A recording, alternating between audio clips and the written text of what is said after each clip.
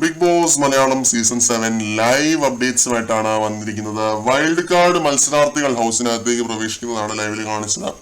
ആദ്യം ഹൗസിലേക്ക് കയറിയത് ജിഷിൻ മോഹൻ ആണ് കേട്ടോ. എല്ലാ സീസണിലും പ്രൊഡിക്ഷൻ ലിസ്റ്റിൽ വരുന്ന the man, the myth, the legend Jishin Mohan അവസാനം ബിഗ് ബോസിലേക്ക് വന്നിരിക്കുകയാണ്. ഇത് കഴിഞ്ഞ് വന്നത് മസ്താനിയാണ്, VJ ആയിട്ടുള്ള മസ്താനി, പിന്നെ മാർക്കറ്റിംഗ് മല്ലു പ്രവീൺ, പിന്നെ സാബു മാൻ, വേദലക്ഷ്മി, ഇത്രയും പേരാണ് ഹൗസിനുള്ളിലേക്ക് വൈൽഡ് കാർഡ് കണ്ടസ്റ്റൻസ് ആയിട്ട് പ്രവേശിച്ചിരിക്കുന്നത്. ഓരോരുത്തരെയും ക്ഷണിച്ച് സ്വാഗതം ചെയ്ത് വീട് ചുറ്റിക്കാണിക്കണം എന്നൊരു ടാസ്ക് ഓരോരുത്തർക്കായിട്ടാണ് ബിഗ് ബോസ് കൊടുത്തത്. മറ്റേ സാബുമാനെ നോമിനേറ്റ് ചെയ്തത്, ഹൗസ് ഫുൾ ചുറ്റിക്കാണിച്ചത് ആര്യനാണ്. പിന്നെ പ്രവീണെ ചുറ്റിക്കാണിച്ചത് അനീഷാണ്. വന്ന പാടെ തന്നെ ഒരു മുട്ടൻ ടാസ്ക് ആണ് വൈൽഡ് കാർഡുകൾക്ക് ബിഗ് ബോസ് കൊടുത്തത്.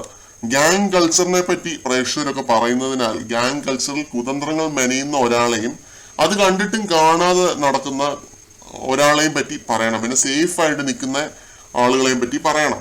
ആദ്യം തന്നെ വേദലക്ഷ്മി മുന്നോട്ട് വന്നു അക്ബറിന്റെ പേര് അങ്ങോട്ട് പറഞ്ഞു കേട്ടോ. അക്ബറാണ് ഗ്യാങ്ങുകളുടെ ആള് എന്നാണ് ലക്ഷ്മി പറഞ്ഞത്. പിന്നെ ഇത് കഴിഞ്ഞ് മസ്താനി വന്ന് നിന്നിട്ട് അപ്പാനുഷരത്തിനെ പറഞ്ഞു, ഷാനവാസിനെ ഒരാൾ പറയുന്നുണ്ട്, അഭിലാഷിനെ പറയുന്നുണ്ട്. അങ്ങനെ ഓരോരുത്തരും വേറെ വേറെ പേരുകളാണ് പറയുന്നത്. പിന്നെ ഈ പ്രവീൺ അനീഷിനെ ടാർഗറ്റ് ചെയ്യുന്നതായിട്ട് ഫീൽ ചെയ്തു കേട്ടോ. അനീഷ് വളരെ ബോറിംഗ് ആണ് എന്നാണ് പ്രവീണിന്റെ അഭിപ്രായം. ഇവിടെ നിന്നിട്ട് പ്രത്യേകിച്ച് ഒരു കാര്യവും ഇല്ല എന്നാണ് പ്രവീൺ പറയുന്നത് അനീഷിനെ പറ്റി. ഓരോരുത്തർക്ക് എനിക്കൊന്ന് നൈസായിട്ടും ചൊറിയാമെന്ന് ഓർത്തിട്ടാണെന്ന് കേട്ടോ, ഒത്തില്ല. ജിഷിൻ മോഹൻ വന്ന് നിന്നിട്ട് ബോറിംഗ് ആണെന്ന് പറയുന്നത് റെനയാണ് കേട്ടോ. TV കാണുമ്പോൾ ചെവിതല കേൾപ്പിക്കാത്ത പെണ്ണാണെന്ന് പറയുന്നുണ്ട്. റെന സംസാരിക്കാൻ തുടങ്ങുമ്പോൾ മ്യൂട്ട് ചെയ്യും എന്ന് പറയുന്നുണ്ട്. അപ്പൊ റെന പറയുന്നു ടീം അനുമോൾ കൺഫേംഡ് എന്ന്. കണ്ടു തന്നെ അറിയാം. എനിക്ക് വേറൊരു കാര്യം ഇൻട്രസ്റ്റിംഗ് ആയിട്ട് തോന്നിയത് മസ്താനി പറഞ്ഞൊരു കാര്യമാണ്. രേണു ചേച്ചി എങ്ങനെ ഈ 1072 ക്യാമറയിൽ പെടാതെ ഇങ്ങനെ നടക്കുന്നു എന്നൊരു ഒറ്റ ചോദ്യം. അതെന്റെ കഴിവാണെന്ന് പറയുമ്പോഴും അത് കഴിവുകേടാണെന്ന് ഉടനെ മസ്താനി. അത് പൊളിച്ചു കേട്ടോ, അതെനിക്ക് ഇഷ്ടപ്പെട്ടു.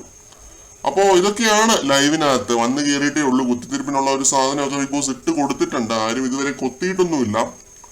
പറഞ്ഞ പേര് പറയാൻ പാടില്ലാത്തതുകൊണ്ട് എല്ലാവരും നെവിനെ ഒഴികെ എല്ലാവരുടെയും തന്നെ പേരുകൾ പറഞ്ഞു.